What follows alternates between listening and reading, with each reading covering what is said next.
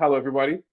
My name is Jelani, and welcome to the 45th episode of the DeSci Rising series put on by DeSci World, where our goal here is always to provide an opportunity for many of the wonderful projects on our growing DeSci World dashboard to just formally introduce themselves, update their progress, highlight their achievements, and just generally engage with both the DeSci World and wider DeSci community. And I think the speakers in this one really intone that idea of progress and demonstrating where the space is going.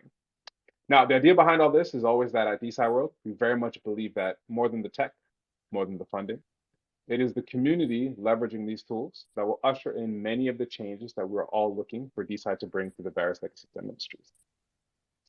Now, on today's episode, real special guests. I'm joined here by Mitya Goroshevsky and Oksana Stanovic, who are the respective CEO and scientific lead at GOSH, which stands for Git Open Source Holder, and is essentially, or not essentially, is a blockchain built specifically around securing the software supply chain and capturing the immense value in open source projects, which I think is something that is absolutely needed in both the DeSci space, the open science space, but just in the scientific framework as a whole. And so with that brief intro said and done, welcome Mitya, welcome Oksana. Although Oksana, I think you've been here before. And thank you both for taking the time today to help us learn more about yourselves and some of the amazing work and partnerships and cool things that are being done at GOSH.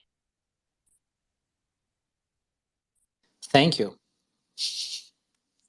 Glad to be here. It's great to have you. So I think there's a lot to talk about, but as always, we want to start from the root, from the base, from the origin. I'd love to kind of hear what was how you, both you and Oksana, how did you guys get into the space and what led to the creation of GOSH? Yeah, well, Oksana joined a little later. So the GOSH started about a year and a few months ago, like year plus. And it started as a project which we built in a kind of hackathon mode for Docker desktop launch. So Docker invite us to kind of launch with their Docker desktop application.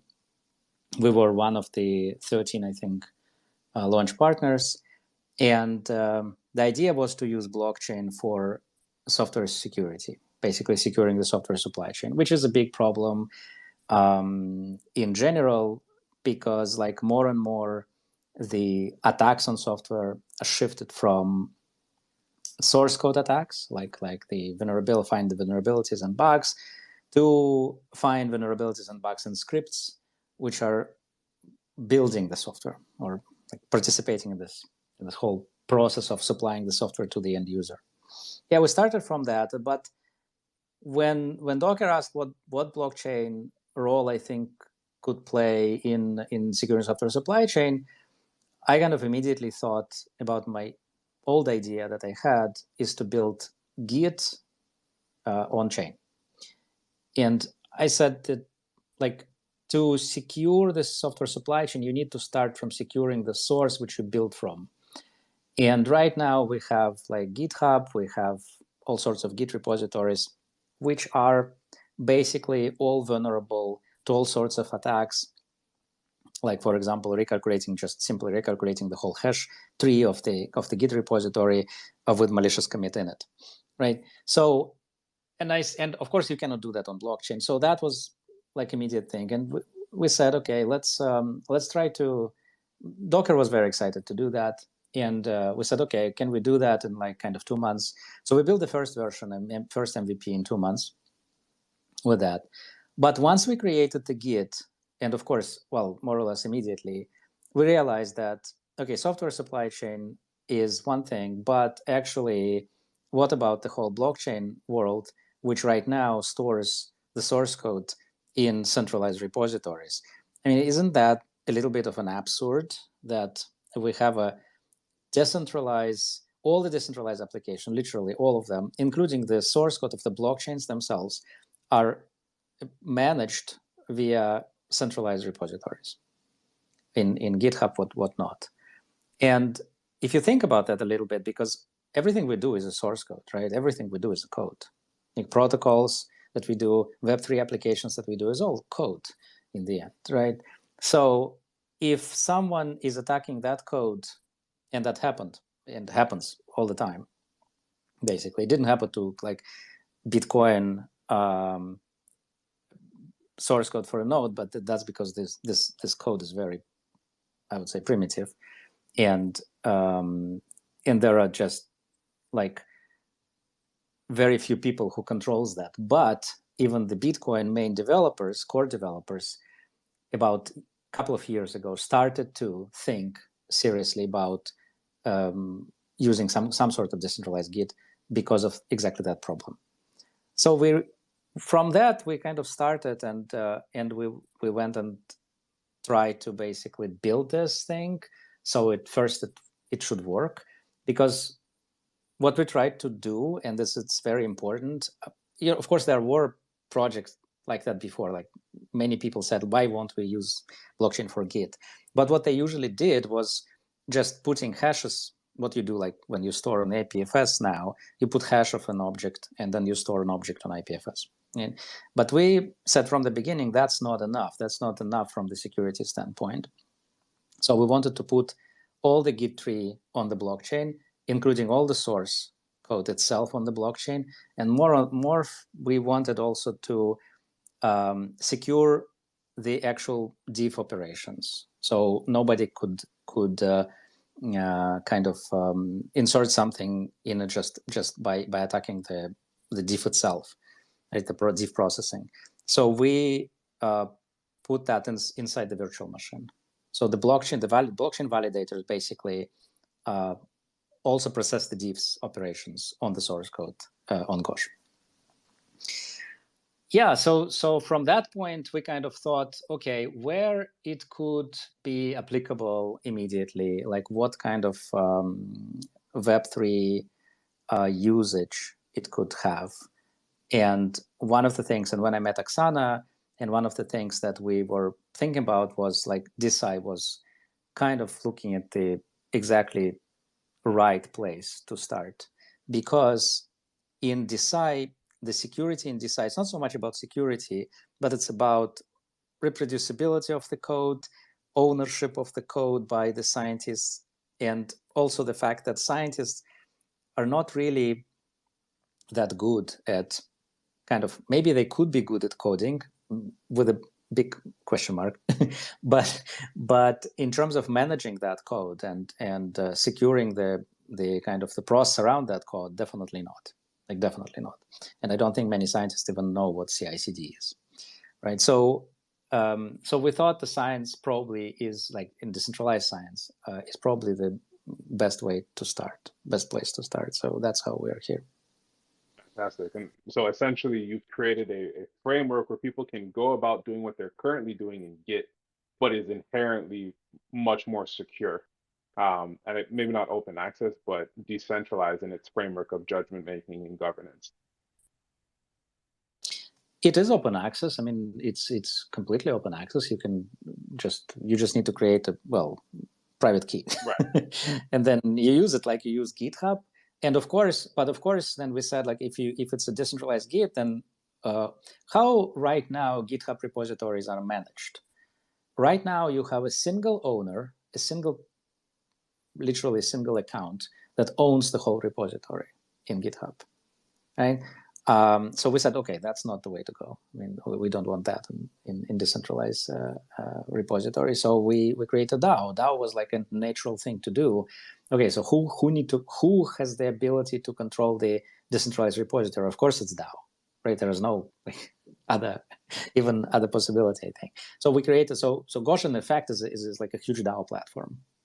On top of every repository you create, it immediately creates DAO, and the DAO is in control of that repository. Of course, if you're a single kind of token holder of this DAO, then you control the repository, obviously. But once you're starting to distribute some tokens inside this the repository tokens, then of course then you have to vote for kind of important decisions. For example, merges into the protected branches and stuff like that. And this decision need to be taken by DAO. So in this case, we're kind of gluing DAO with the source code together, like completely. Very interesting, and I'd definitely like to go deeper into that. But Oksana, I'd like to give you the opportunity to talk about how you became a part of Gosh and your positioning currently right now. Yes, thank you for the invitation. First of all, I'm excited to And if you're talking, we can't be hear part you. of this.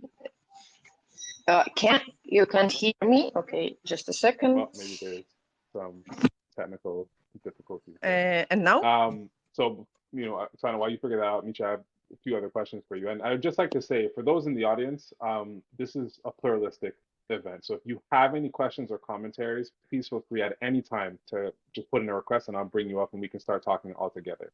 I think that's the best way to help, learn and showcase what some of the amazing stuff that Gosh is going to be doing.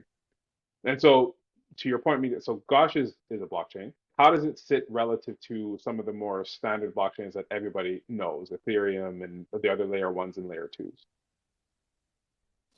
Thank you, Jelani, for asking, because that's like a perfect timing, because actually yesterday we announced that we are going to be layer 2 for Ethereum. And that is decision, like we all, of course, we are not EVM based blockchain, simply for the simple fact that it's impossible to do what we are doing on EVM blockchain, simply from the performance standpoint. Like if you just imagine Linux repository has like 50 million objects in it. To put 50 million objects on in a kind of pull request on Ethereum would literally take forever. So obviously, like the infrastructure that we had to build for this is different, and it's completely different in terms of scalability, right? But okay, so what now when we talk about decentralization, because that's one of the things you're saying, right? You're decentralized Git, but how we prove that you're decentralized? So we thought, okay, so how we're going to build decentralized Git in terms of like decentralization itself? We would need to have decentralized validators. So we would need to go and to have all this economics around that, and basically to build the layer 1 blockchain, which I think is just impossible to do today. Right? So, and Ethereum also looks like a great place to do that with all the L2 mindset around Ethereum, right? So it was like a natural choice. We could go to and do that over, I don't know, Cosmos or something, but I just don't believe in this ecosystem. I think that Ethereum is much more open, much more inclusive. It is just a great place to be, frankly.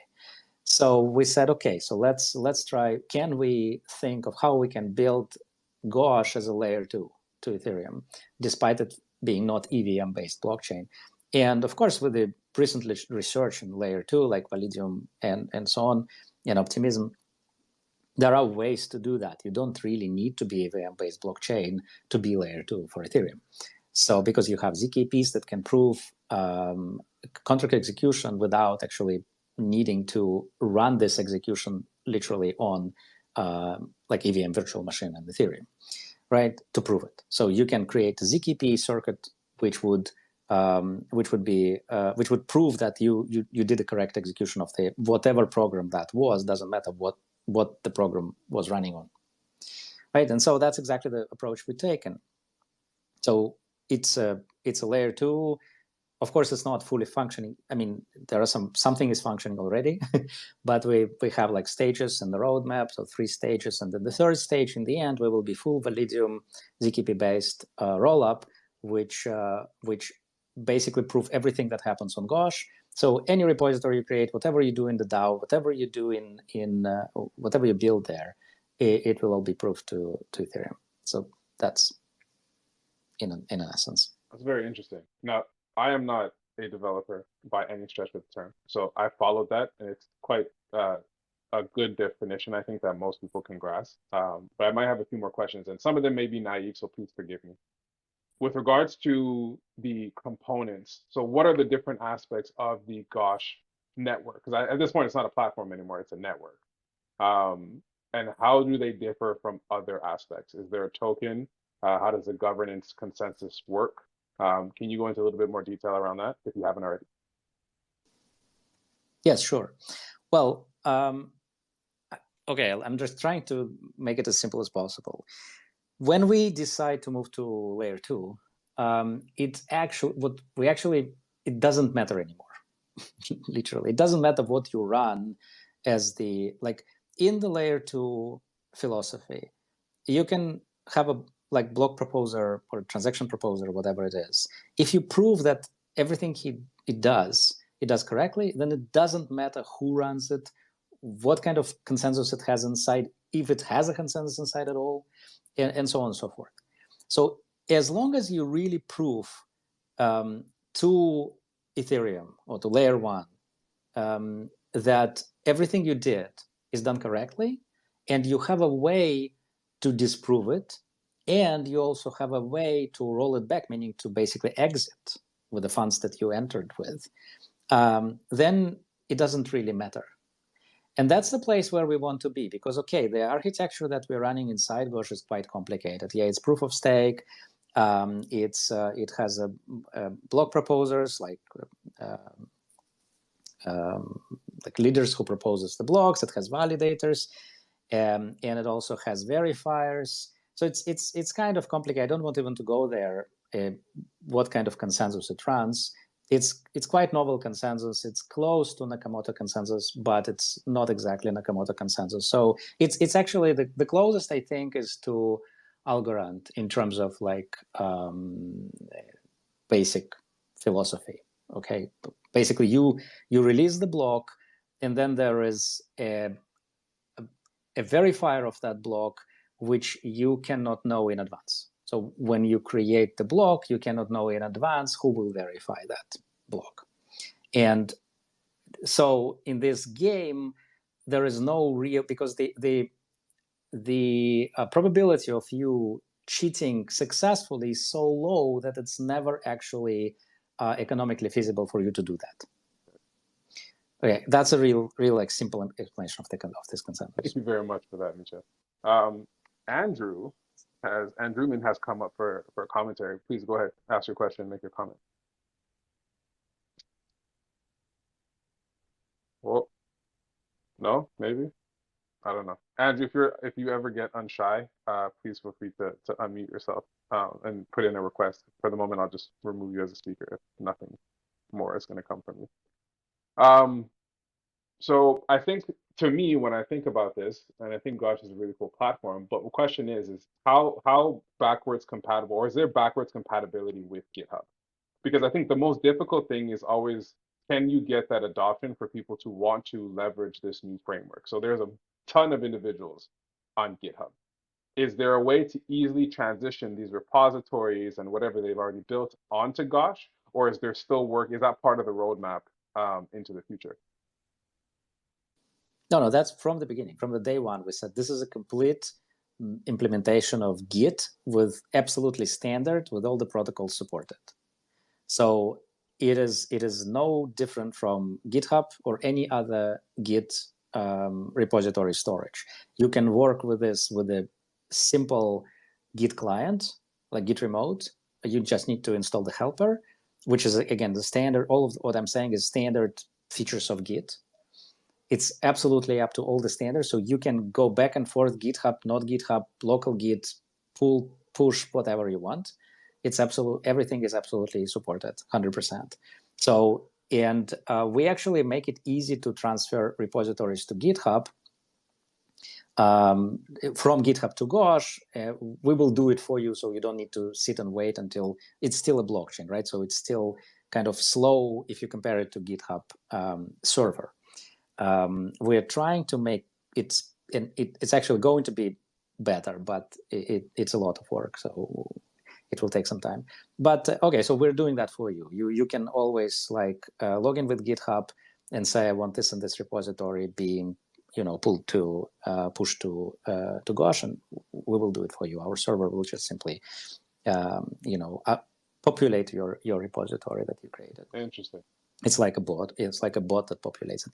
And in terms of pulling that, pushing that back to GitHub, okay, you just pull it to your local Git, like you do always, and then you push it to GitHub.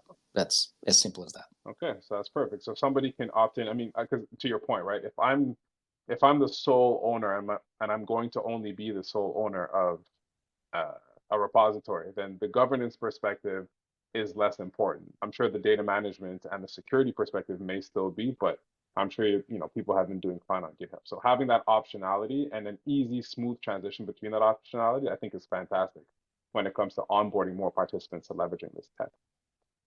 You make reference, yeah, go ahead. You want to add something? Oh, sorry. I just wanted to mention that I think that even if you're alone, right? We've been through that. GitHub banned even single repositories many times. Like, so in terms of censorship resistance, I think it is important even for a single developer. Very interesting. Right? Yeah, no, absolutely. I didn't even think about it from that perspective. That is true.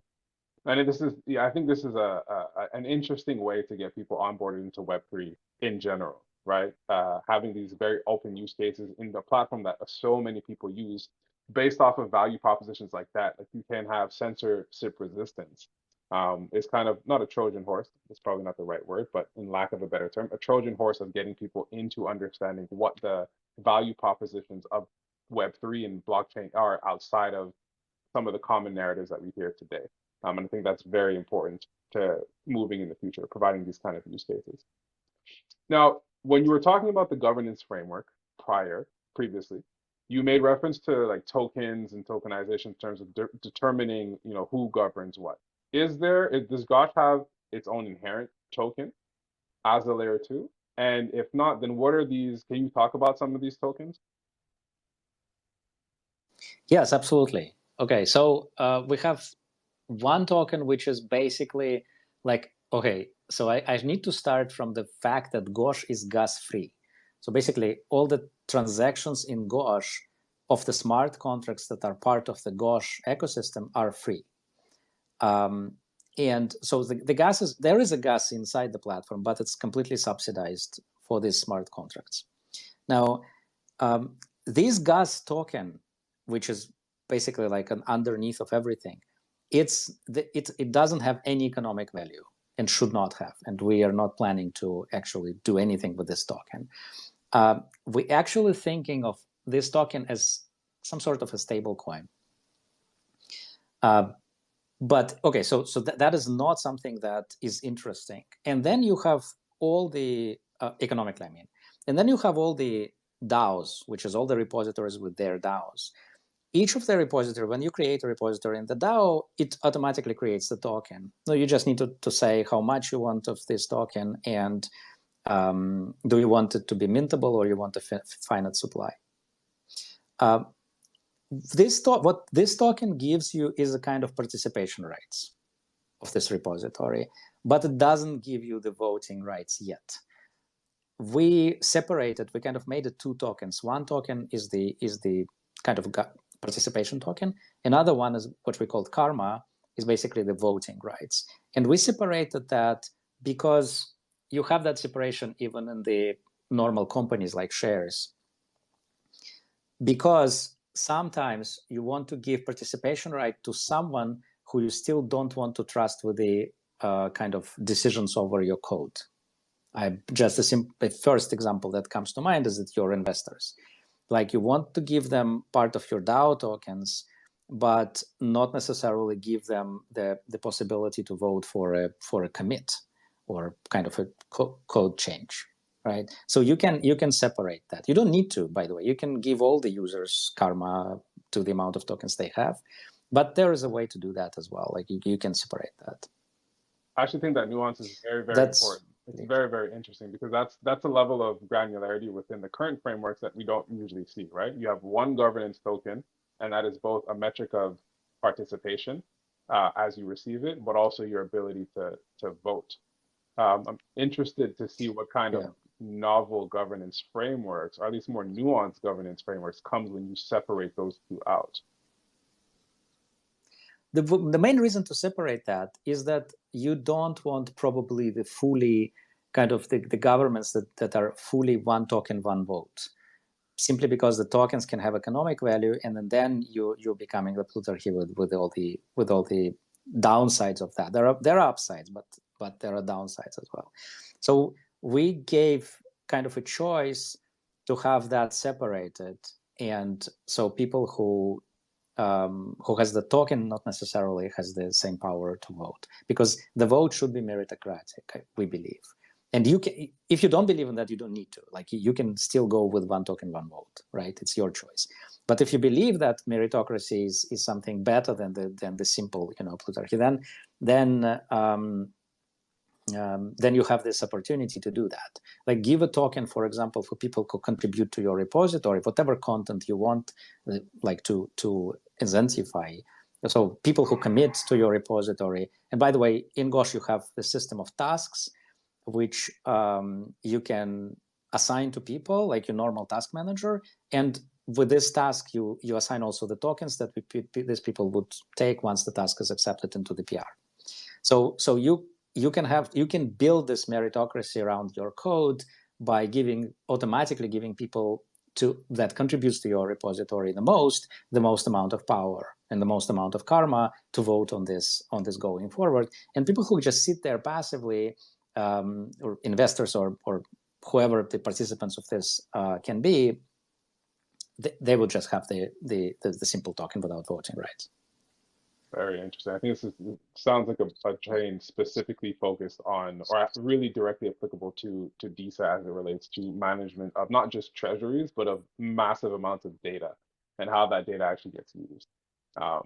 I don't see very many similes out there in the wider space, although I'm sure they'll come once they see the value proposition that is being developed here by Gosh. Now, I went through the list of your launch partners. One of them is the Q blockchain, and the Q blockchain sits squarely within the realm of governance. Can you talk a little bit about how the integration or what kind of partnerships are coming together in terms of bolstering the governance frameworks on Gosh? Yes, absolutely. Q is very interesting because they provide this framework which basically says the following. If you have rules inside your governance, and then these rules are broken, you can the minority that didn't want that or think that it's against the rules can still kind of force, like, to go to the court, like constitutional court, that's what they call it, I think, and force these changes to be reverted. If that's indeed, if this kind of arbiters found that indeed the constitution or the rules were broken. So we believe that's an interesting choice for a DAO. We saw that happen, by the way, many times, where the rule, and it exists right now, there are a lot of actually blockchains that all the time breaking their own rules of decentralization, the DAO governance, whatnot, and reaching the decisions which are actually going against the own rules, which we believe it's actually true that they like deceive their token holders or whatever community they have, right? So in this respect, it would be great if there would be an arbitrage court where you could go and just appeal and say, like, listen, these people in this DAO, they're doing wrong thing, and so again, it's for DAO to choose if they want to use this or not. But I think for some DAOs, it's actually make a lot of sense, and also because it makes a lot of sense in normal business. Like when we do business, there is an arbitrage clause, and it's established, or the court, of course. But in business, you mostly use this arbitrage because it works much more effectively, where you have this court and it's a final decision. The arbitrage is a final decision. You cannot go after that to the normal court. And we have this institution of arbiters that are all the time, dealing with this business conflicts and resolving this. So I think this is great, and you will be able to, in Gosh, you will be able to Gosh DAO, you will be able to create a constitution. It will be a direct link to Q, and once you submit the constitution to Q, you basically give the Q the power of the final decision inside the voting mechanism if you reach some stalemate, or if some you decide whatever the kind of the percentage you want to inside the voting mechanism to trigger the arbitration clause. Go ahead, Oksana. I see your hand is up. Would you like to add something to that? Yes, can you hear me? Still cannot hear you, Yes. unfortunately. No, no, Well, I no. can hear Oh, you can Oksana, hear her. Jelani, I by the way. cannot hear her. Okay, Yes. well, Misha, you tell me when she's finished speaking, and then we'll go from there. But Oksana, please go ahead. I hope everyone else can hear her too, because I really can't. Okay. Yeah, that's. I hope it's not only me. No, you know what? I'll pass the baton Uh, of the announcer to you while you field that question, and just let me know after. yes, I just wanted to add that this feature of some, governance proposition is making us completely outstanding from conventional university hierarchy that is existing and is that is unfair frequently. And this feature makes us completely independent as DeSci ecosystem. And I think it's a very good use case of mm,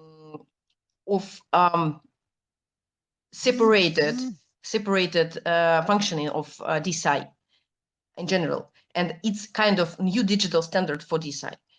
Not only decentralized Git, not only a decentralized management in the repository and making any repository as a DAO, but also this feature of cross-chain governance. I think it's a great start, great beginning for this ecosystem from my point of view. Thanks. Jelani, Oksana, stop speaking. Right. So if everybody notices, I have another account in the audience, so I'm just trying to listen between them, but there's a little bit of a lag. So Oksana, I'm sure what you said was fantastic. Great. I hope everyone else enjoyed hearing it. I'm for sure that was great. I think if she touched upon this, please let me know. But I think my follow-up question to this governance framework is when you relate it to a Web2 or traditional corporate entity, the ability to enforce arbitration is predicated on the fact that you know who these participants are. In Web3, and especially in things like GitHub, you have pseudonymous personalities. In DAOs, even more so. Now, I would argue that in DeSci, you definitely have more doxed participants. And this also happens by virtue of needing to demonstrate your credentials or flexing your credentials when it comes to participating in the ecosystem. But I think as we grow, as the space expands, there's still going to be a layer of pseudonymity, sorry, uh, private personalities that are going to be there. And so, how do you reconcile that aspect with something like Q that does have or potentially has that enforcement capacity? Well, it doesn't conflict, I think, because it doesn't matter who the personalities of the decision-making process are, as long as they follow or not following the rules of their own rules, right? So the queue, I don't think Q cares who the personalities are. Of course, they cannot enforce, but the Q does not enforce like an arbitrage also, does not enforce personal decisions. So the Q cannot say, okay, we ban that person because she did or he did something wrong. It doesn't work like that. They will just concentrate on the decision that you were about to take in the DAO, and that decision could be that the decision was voted for by majority of the DAO members, but because this decision still breaks the constitution, Q arbiters can say, guys, we cannot allow that decision in your DAO because you set up your own rules, so don't break them. And of course, you always can change the constitution. But maybe the constitution needs more majority than you have. And so, for example, to change the constitution, you need 75% of votes, and right now you have like 51% of vote for this decision, which breaks the constitution. So the Q will say, no, that decision cannot be taken. You need to change the constitution. For that, you need to have 75% of vote. I see. Yeah, that makes sense. That's a simple example. Yeah, that's a perfect example. It makes sense. So it's not an internal dispute mechanism, but it's more towards how it relates to the Constitution and what was the original mission set out at the origin or at Genesis, and hopefully keeping people in track. Now, I know for ourselves, from our own perspectives, DeSci World is working on an ethics framework, or at least our own version, and in partnership with a variety of participants, some of which I see here in this talk. an ethics framework within the DeSci space, right? Something that people can leverage to know that the communities and participants that they're looking to participate with and contribute to fall under a certain ethical mindset. So, science can't go rampant. And Q is a very important piece of that framework. So I can understand the value there. Are there other, and I know there are others, but what are some of the other partnerships that Gosh is announcing in this larger layer two announcement, and how do they fit within the ecosystem? Yeah, well, there are 12, so I obviously won't go for each of them, but I think, but there is I'm just go over quickly. So there is GBA announcement, which is the Governance Blockchain Association, which is also running the United Nations coalitions, blockchain coalition, and we're participating in that effort. And well, we're just basically taking the all the decision making in several groups inside the GBA and UN dynamic coalitions to be on Gosh, simply because right now it's all basically taken in Zoom, which I don't think is the best way to do decentralized governance or governance of the blockchain organization. It's again one of these things which are, okay, maybe the time we weren't ready for that, the Web3 weren't ready for that, but I think right now we are ready for that. So we need to take steps of decentralization into the spaces where we didn't before. Like, for example, we took that for granted, like, okay, we store the Git objects in GitHub, and that's okay. No, it's not okay.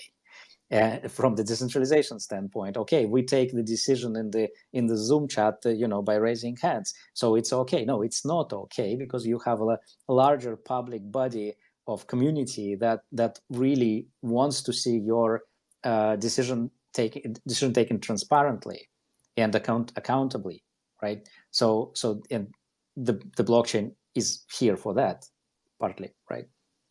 So this is the announcement with GBA. Then there is an announcement with Devote, which is a great startup who is doing zero knowledge proof voting on a large scale. So if they, for example, they participate in one of the, I can't tell the country, but it's a very large country, and they're participating in the tender to run some aspects of the national elections, for example, right now. And Devote technology will be integrated into Gosh DAO, so you can actually vote anonymously. So it's not a pseudo-anonymous, it's real anonymously. It's in terms, like, we will not know whose public key or whose account was voting for which decision in DAO. And for some DAOs, it is very important, right? Because in some DAOs, people just know what, and in DeSci, I think also, as you said rightly, in DeSci in particularly, your credentials are part of your kind of work, including your DeSci work. So you cannot be a scientist with a totally anonymous scientist, because, like, then who you are, yeah. Why we should listen to you, right? So obviously there will be real credentials, but then the next question immediately after that is that, okay, so all the DAO voting that you do, for example, decisions on another person work potentially, should it be like open, right? And I don't think, in many cases, it shouldn't. In many cases, you would want the decisions to be, so the personal relationship would not take, account. And for that, you need a real voting, which would be like anonymous, right? And so here we go. So that kind of announcement. And there are many, like Provendo. Andrew basically is here, so he's from Provendo. Provendo is doing formal verification, and Provendo, well, software formal verification. It's I don't know if you're familiar with that space, but it's basically the ultimate kind of software security, is the code security. It proves mathematically that the source code does not have bugs, zero bugs in relate to its specifications, formal specifications of this code. And so this is the best way to, it's much better than audit, because in audit you still have the humans who review that, and many things happens after the audits, and can happen after the audit as well. After formal verification, the only thing that can happen is that you didn't write your specifications correctly.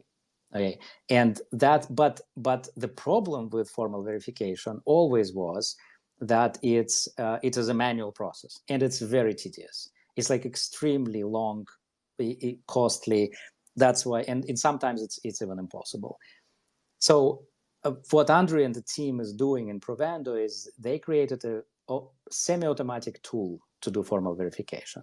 And nobody even came close to do what they are doing now. It's really amazing stuff. So the first thing we're going to release with them is that any .sol, basically Solidity file, that you put in the Gosh repository will give you immediately a kind of an interface, an automatic interface for the programmer actually to, with the help of some like tools, to create the specifications for this file, for this source code that she or he put there, and then Provendo kind of software will run and try to verify automatically what you did. So you actually don't need to go somewhere and to do this very expensive and long process. You can try to formally verify, for the first time, formally verify your Solidity file that you just wrote. So that is extremely interesting. It's a very deep scientific work by Andrew and the team, and we're very excited to do that. So we will actually, you will see that in the next couple of weeks. I think the first version will go public. So that's another. No, that sounds amazing. That sounds impactful beyond just everything that is built here. I think from an economic perspective, for individuals who are working on the blockchain or coders and whatnot, the the cost of getting audited is sometimes, for the most part, prohibitive to many, especially for new and upcoming startups. And so having this toolkit, I imagine a lot of individuals are going to start flocking here because of just the utility and assumingly the ease of purpose of getting access to something that can verify you. And you can also provably show it and have it front and center to your community. So it's not just a stamp from Certic. There's an actual, I'm assuming, mechanism or methodology that one can track and see transparently and make sure that this was actually verifiably done. And Andrew, I'm so sorry. If you were speaking and it's just that I couldn't hear you and thus I took you off, I apologize profusely. We will. In this respect, we both did. Okay, good. Okay, so maybe in this case, but Andrew, I think it would be fantastic at one point to have you up for your own episode, because I think that is truly groundbreaking. It's going to be essential for the movement of DeSci in general, but also Web3. I'm going to try you again. Andrew?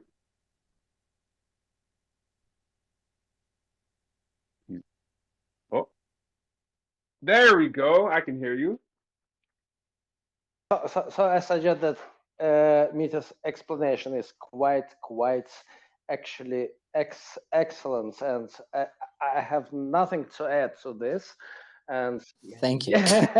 Yeah, exactly. And this is the first time we can offer the user the possibility to formally verify their contracts just inside the website where you can store your codes. Yeah, that's amazing stuff, and we'd love to show you the great stuff of formal verification just inside your browser. Yeah, that's just I'd like not to be so verbose currently, and yeah, we are working hardly to show you how the formal verification works actually just upon your Solidity file, just any contract file. Yeah. Amazing stuff. Yeah. Thanks, Andrew. I mean, yeah, that's totally great. So yeah, so we have several others. Obviously, DeSci World, and by the way, the DeSci World is one of the parts of the announcements is that we will try to do the DeSci conference in Tel Aviv next year with DeSci World.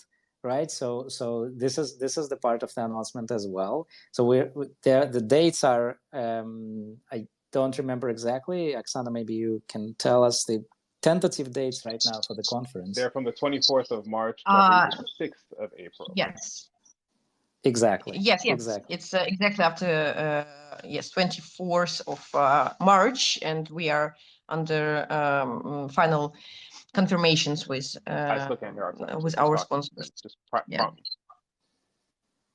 Yeah, yes, exactly. So we're talking to the sponsors and the Ethereum Foundation to kind of been involved. So yeah, so that's just waiting for the confirmation of the dates, and we would be happy to host everyone. And we would like it to be like a standalone event with a lot of participants. Yes.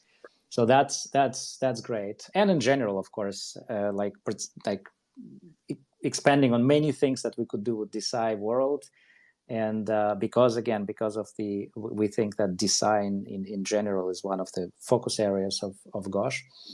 Another we will have VowDAO, which VowDAO is a very interesting case, and it's actually a conference that happening right now, VowDAO AI conference, which I think I'm on the round table in 3 hours from now there. But it's a conference with amazing speakers from all kind of important players in AI space, and trying to bridge the Web3 and AI. And VowDAO is is going to use Gosh for the parts of their DAO processes and stuff like that. So we're very, very happy about this, and great partnership, great people, great project.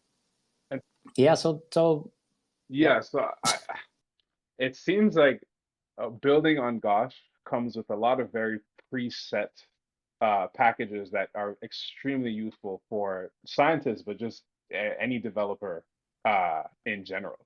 And I think that value proposition is very, very interesting. Oftentimes, the attraction layer to an L2 also consists a monetary or economic incentive, but because the base layer doesn't have any of that, it's going to be interesting to see how that dynamic works beyond just what DeSci has to offer. But I will say, and I will take that particular point to bounce to, you have two other partners that are very intriguing with regards to that aim. You have Eternity Cloud, which is a granting program, and that's a part of, I think, the Bloxburg ecosystem. I know I've spoken to Josef before, and that's a fantastic team. But you also have a DEX as a partner. And so I imagine as people start to pull together these repositories, the idea or the urge to be monetized or to monetize some of this data is very crucial. And so because you're not EVM compatible, as you mentioned, how do you imagine money or currency is going to flow into the ecosystem to help bootstrap some of these programs or some of these entities that want to build onto Gosh? Yeah, sure. Okay, because this is layer 2 of Ethereum, it doesn't have that problem. Again, the fact that it's not EVM, you really, like, users won't feel it. You don't feel it, right? So what you do is, what will happen? Okay, so right now, if you go right now to Gosh, you can wrap your ETH. It's only right now we just put that in this alpha stage. So you take the ETH from the Ethereum, and you can transfer it to your account in Gosh as a wrapped ETH. Next stage, it's very quickly. I mean, we're talking about the next couple of weeks. Every Gosh DAO will be able to take their token and connect it with the ERC20 token. All right. So if you say, okay, so will be some procedure for that, but basically from the interface, you go and connect the MetaMask. If you're an owner of ERC20 token root, then you can just connect it with your Gosh token, and they will be interchangeable, right? So one-to-one. So now you can go back and forth, right, with this token between Ethereum and Gosh. And what happens inside Gosh, apart from that token being your governance token, so you can vote with that if you have karma and so on, then, as you said, next natural move is that we want to exchange these tokens between the DAOs. And the only possibility to do that actually is by virtue of having some kind of exchange, right? And so when you talk about this exchange, what kind of exchange should be? Of course, it should be a decentralized exchange, but I happen to develop a decentralized exchange, which is decentralized limit order book exchange because the blockchain that we're using is so performant and it's sharded multi-threaded blockchain. So we could actually implement this truly decentralized order book exchange for the first time, I think. Well, Solana doing that, but it's never been done in a real decentralized way, meaning like not like DYDX, which has part of the exchange. Actually, the order book is actually off chain there, because simply because EVM cannot run that number of operations concurrently that is needed for performance. So we can do that, and therefore we partner with Flex, which are guys who actually build the exchange that I architectured, and we are going to bring it into the Gosh. The other good part of that is not only it's an order book exchange, which is just a normal exchange like Binance or whatever, New York Stock Exchange. It is also, because Gosh does not have gas, so there will be no gas transactions. So all the exchanges just will take whatever fees the exchange itself will take for their whatever maintenance and paying their developers. But basically, other than that, it's a free gas exchange, and it works really, really quickly, fast, almost like Binance, and you can do all sorts of stuff. That is so. What I imagine is going to happen is that you're going to get a lot of tangible value. So real world terminal use case value that is going to be generated on Gosh via DeSci and some other applications that exist on top of that. You are then going to have access points to decentralized finance that will flow into that, but can also flow from that. And so that it almost becomes a gravitational pull for money, or a gravitational pull for commerce and economy to be built onto Gosh. Add in the concept of maybe potentially reduce fees because of a lack of gas fees from that exchange. And it almost makes a really interesting ecosystem for real world transacting, or the equivalent of the New York Stock Exchange, but on chain. And so that's a really interesting thing to explore. And this is me putting on my DeFi, my economics interest hat here. But there's a lot of cool things that sounds like can be built off of Gosh. And I think the future is really very interesting. But Maria, you're up here. Please feel free to unmute yourself. Hi, Jelani. Thank you for giving me the floor. Hello, Midja. Hi there. First, I'm Maria Gorete Freitas. Hi, Oksana. See a lot of my friends here. Victor, Caro, Anton. Hello, everybody. You partially answered my question, Midja, in your previous answer. I right now use Discord integrated with a DWork, integrated with Safe to make our flow payments. We deliver a task in Discord, and then we pay our bounties using Safe and MetaMask. So I'm very happy that this is also on the roadmap of Gosh. I'm really, really happy that Oksana invited me and the whole team got on board of this amazing project with DeSci. Thank you very much, Maria. Yes, and of course, DeSci is one of the launch partners of Gosh as well, which we didn't yet cover today. But it's incredible project about how, I think, if I'm telling that correctly, about how scientists are taking ownership of their scientific work from the big publication guys. If I'm correct, right, Maria? That's completely correct, Midja. Excellent. So we are excited to have that, and we believe that opening all sorts of opportunities like that, when we talk about, okay, we have a scientific community, then we have people who make money off the scientific community, all right? And this, in today's world, right, we don't really need these people in a way, and we can distribute the money much better, I think, for the really people who build, really people who research, right? And there, if you think about that, the potential use cases that you can think like for example, finding a funding opportunity for the research in a decentralized way, even even creating your own token for the scientific project that you want to run, right? And you want to publish, and then you want to find someone sponsors on the publication. So and you can actually do it on this decentralized exchange. You don't need to ask permissions from anyone. And so, yeah, I mean, hopefully we can be of help. That is fantastic, and I'm looking forward to seeing, and I'm sure we will see more of our commonly seen friends and the other entities in the space slowly migrating or integrating in certain ways into Gosh. I think, as Micha's put in, and he's spoken a lot, and I hope you have something to cool your voice if you're on another panel in the next 3 hours. But as Micha's put it, there's a lot of potential here in Gosh. There's a lot of great things that have been built. Clearly, the builders themselves are enthusiastic and aligned conscientiously with what the goal of DeSci is and what the goal of Web3 is. So I highly encourage, as a call to action for all participants, those here currently and those who will be listening to this recording later on, to reach out and engage. See what utilities can be brought from your ecosystem into theirs, but also how they can help you better structure what you're looking to do.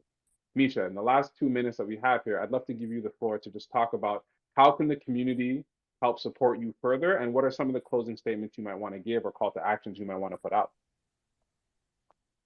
The best thing, thanks, Jelani. The best thing is just go and use it, go and try it, go and build it. Tell us what need to be done more, kind of what tools would you like, what things you would like to build, or give us some directions of where you want to go. With that, we'll be happy to kind of continue building that. I think that's very exciting. Where like DeSci is very exciting movement. In general, Web3 is very exciting, I think, and the Ethereum community is perfect. So we're like really happy to be here. Very glad. So as he said, and I don't think I could have said any better myself, go build, go participate, build the future that you want to see, and let us help you get there. So with that, everybody, I'd like to thank Micha again, of course, Maria for coming up. Oksana, I'm sorry I couldn't hear you, but I'm sure everyone else enjoyed what you were saying. Andrew, thank you for talking about the platform. We'd love to have you up for your own dedicated episode. I think the things that you are working on are fantastic. And to the rest of the friends that I see in the crowd, Elijah, Victor, many of the others, thank you, Matt. Thank you for participating. Yeah, I hope you all have a fantastic weekend. And please, again, do check out Gosh and go help build. Go build something cool and then come show us so we can then showcase it to the rest of the world. So with that, I'm going to close out the space, guys. Again, have a fantastic, fantastic weekend. If you can, go jump onto WoW. If I meet you, you might actually be able to tell me this. Is the WoW panel virtual? Can people come in and tune in? Yes, absolutely. Amazing. Absolutely. Go to WoW, and there is on the front page, there is a conference. Definitely. Go to WoW, go join, go hear Micha speak more about this. And then, yeah, let's talk about it. So guys, again, have a great time. We'll see you next time on our next episode of DeSci Rising. Have a great one. Thank you very much. Bye, everybody. Bye-bye.